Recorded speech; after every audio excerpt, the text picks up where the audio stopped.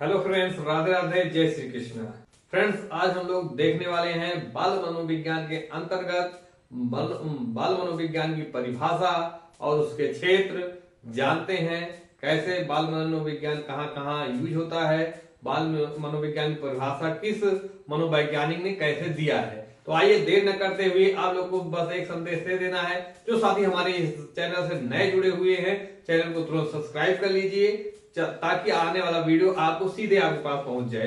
चलिए साथी, हम लोग देखते हैं कि साइकोलॉजी के अंतर्गत बाल मनोविज्ञान की परिभाषा, क्योंकि हम लोगों को समय ज्यादा नहीं कमाना है, हम सीधा शुरू करते हैं अपने टॉपिक पर।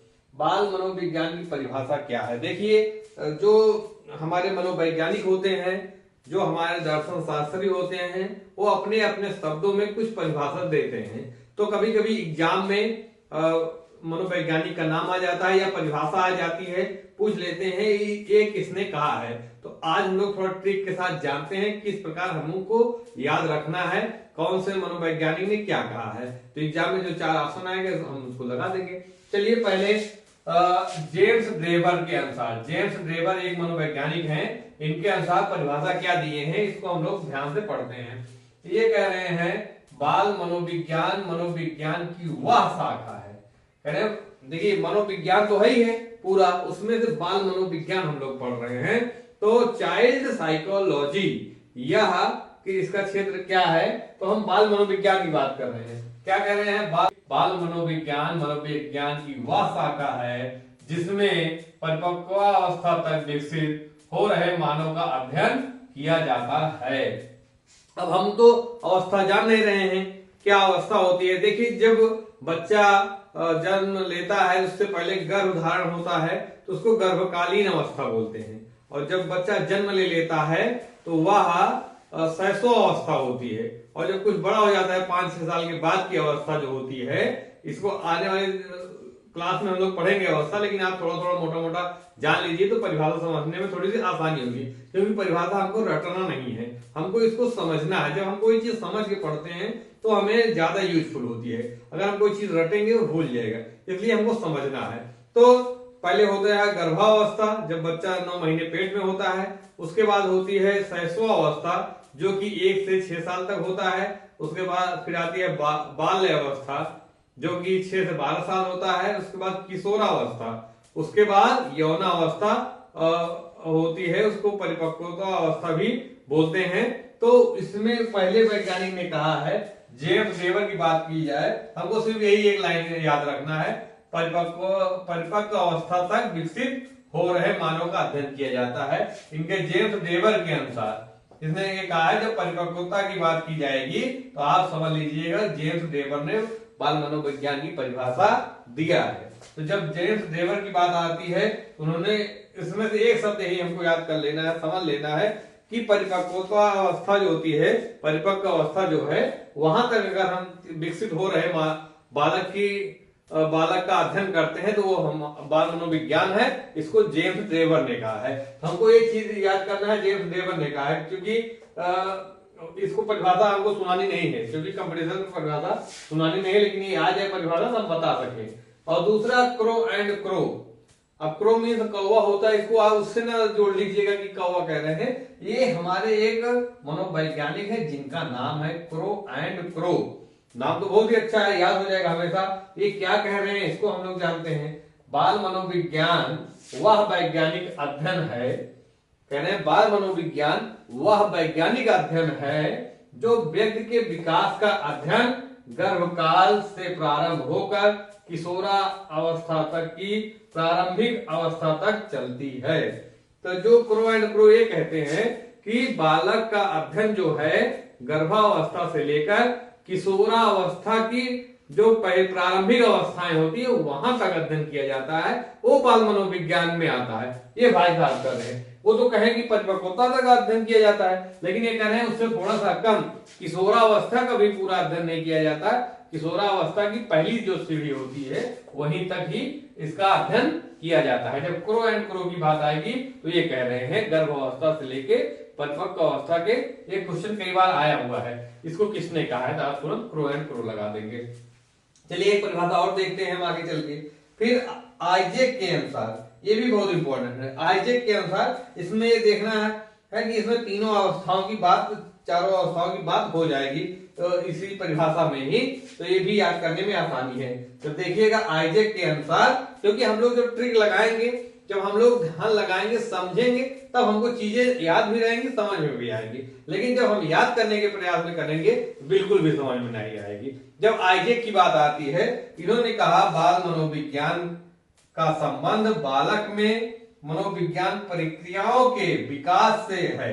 गर्भकालीन अवस्था, जन्म, शैशवावस्था, किशोरावस्था और परिपक्वता तक के लिए बालक की मनोवैज्ञानिक विकास प्रक्रियाओं का अध्ययन किया जाता है। तो ये कह रहे हैं जितनी अवस्थाएं हैं सबको इन्होंने परिभाषा में शामिल कर दिया है।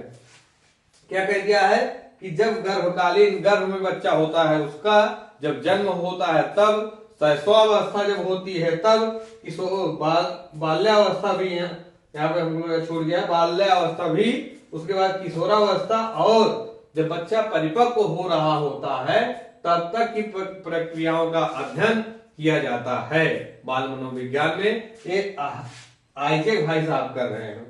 क्रो एंड क्रो कह रहे हैं किशोरावस्था प्रारंभिक, और ये कह रहे हैं परिपक्वता तक, लेकिन इसमें सारा कुछ जोड़ दिया गया है। इस प्रकार तीनों परिभाषाओं में हमको डिफरेंस करके चलना है। पहली वाली में हमको ध्यान रखना है कि जब बात आ रही है हमारे जेम्स ड्रेवर की, ये कह रहे हैं परिपक्वता तक अध्ययन किया जाता है।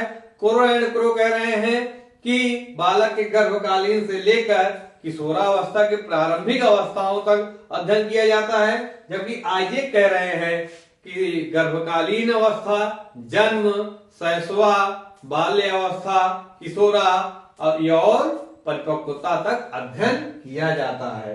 तो इस प्रकार तीन परिभाषाएं आज हम लोगों ने देखा है। अगर एग्जाम में ये आती है तो इसको बहुत आसानी से इसको हम एग्जाम में करके चले आएंगे, क्योंकि आपने समझ लिया है, याद नहीं किया है, समझ लिया है। इसलिए कोई भी टॉपिक हमको समझना है, याद बिल्कुल भी नहीं करना है। तो निश्चित ही बाल मनोविज्ञान की परिभाषा आपको समझ में आई होगी। अब आगे बढ़ते हैं। अब हम आज का जो दूसरा हमारा टॉपिक है, बाल मनोविज्ञान के क्षेत्र, इसका क्षेत्र क्या है, ये कहां तक सीमित है, कहां तक हमको इसमें अध्ययन करना है, कहां तक पढ़ना है, यही जब क्षेत्र पता लग जाएगा, इतना ही हमको पूरे टॉपिक में बाल मनोविज्ञान में पढ़ना ही है, यही इसका क्षेत्र ही है, इससे बाहर तो हमको जाना नहीं है। तो आप आइए हम लोग देखते हैं बाल मनोविज्ञान के क्षेत्र क्या क्या हैं। तो पहला क्षेत्र कहता है मानव के विकास का अध्ययन। जो बाल मनोविज्ञान है वो किसका अध्ययन करेगा, जो मानव के विकास का अध्ययन। जब बच्चे का जन्म होता है उसमें कैसे कैसे विकास होता है स्टेप बाय स्टेप, उसका अध्ययन कौन करता है, बाल मनोविज्ञान करता है। दूसरा है विकास की विभिन्न अवस्थाओं में होने वाले मानसिक परिवर्तनों का अध्ययन। जैसे बालक विकास कर रहा है तो मानसिक स्थिति उसका, पहले दिमाग थोड़ा सा कम चीजें उसको दिमाग में रहती है, फिर ज्यादा चीजें आती है, फिर ज्यादा चीजें आती हैं। जब परिपक्व इंसान हो जाता है सारा कुछ सीख जाता है, तो उसकी जो मानसिक अवस्थाएं होती हैं कब कैसे बदलती हैं, कितनी अवस्था में कितना सीखता है, कितने अक्षर सीखता है, ये सब चीजें कहाँ हम सीखेंगे, बाल मनोविज्ञान में, बाल मनोविज्ञान में सीखेंगे। उसके बाद तीसरी क्षेत्र क्या है, बालक के रुचियों का अध्ययन। जो हमारा बच्चा होता है उसकी रुचि किस क्षेत्र में है। देखिए हम लोग कहते हैं इस बच्चे को इस क्षेत्र में लगाओ, इसमें इसकी रुचि है तो उसमें ज्यादा वो कामयाब हो सकता है। अगर किसी बच्चे की कोई रुचि नहीं है कोई काम करने में, आप उसको कहते हो काम करो तो उतने मन से नहीं करेगा। इसलिए बच्चे के रुचियों का अध्ययन भी किसमें होता है, बाल मनोविज्ञान में। अगला है बालक के संवेग का अध्ययन। बालक के जो संवेग होते हैं, हंसना रोना गाना, हंसना रोना जो अचानक उत्पन्न होते हैं, उसका भी अध्ययन हम बाल मनोविज्ञान में करते हैं। बालक की रचनात्मक सृजनशीलता का अध्ययन। देखिए कोई भी बच्चा है क्रिएटिव होता है, कुछ नया करना चाहता है, कुछ सृजनशीलता उसके अंदर है, कोई चीज है वो देखिए है, कोई चित्रकारी में आगे होता है, कोई किसी चीज में आगे होता है, वो अपने आप से नई नई चीजें डेवलप करता है, बनाता है, खोज करता है, तो इसमें आता है। इसका भी अध्ययन बाल मनोविज्ञान में किया जाता है बच्चे का। उसके बाद बाल विकास को प्रभावित करने वाले कारकों अवधारणाओं का अध्ययन। जैसे बच्चा विकास कर रहा है, किस किस चीज से प्रभावित होगा बच्चा। जैसे खाएगा पिएगा नहीं, पुष्ट नहीं होगा तो उसका विकास नहीं होगा, कम खाएगा, और पौष्टिक चीजें नहीं खाएगा तो उसका विकास कम होगा। इन सब चीजों का भी अध्ययन हम कहाँ करते हैं, बाल मनोविज्ञान में करते हैं। अगली अवस्था क्या है, अधिगम प्रक्रियाओं का अध्ययन। अधिगम क्या होता है, सीखना। बच्चा जो सीखता है उसकी जो प्रक्रिया है उसका भी अध्ययन हम किसमें करते हैं, बाल मनोविज्ञान में। इसका भी क्षेत्र ये है कि जो अधिगम करेगा बच्चा सीखेगा, आगे क्लास में आप लोग देखेंगे उसका भी अध्ययन यहाँ पे होता है।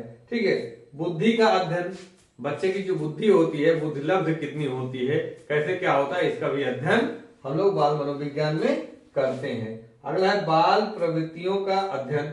जो उसकी प्रवृत्तियां हैं उनका भी अध्ययन हम बाल मनोविज्ञान में करते हैं। बालक का व्यक्तित्व सामाजिक समायोजन, बच्चे का व्यक्तित्व क्या है, वह किस स्वभाव का बच्चा है, समाज में उसका समायोजन कैसे है, इन सब चीजों का भी अध्ययन हम बाल मनोविज्ञान में करते हैं। इतना तो इसका क्षेत्र है। तो चलिए आज मनोविज्ञान की क्लास में बस इतना ही। आप लोग को अगर वीडियो अच्छा लगा हो तो इसको थोड़ा सा शेयर कर दीजिए। चैनल अगर सब्सक्राइब न किए हो सब्सक्राइब कर दीजिए, जिससे कि आने वाले वीडियो आपको डायरेक्ट तुरंत मिल जाए। जय हिंद, जय भारत।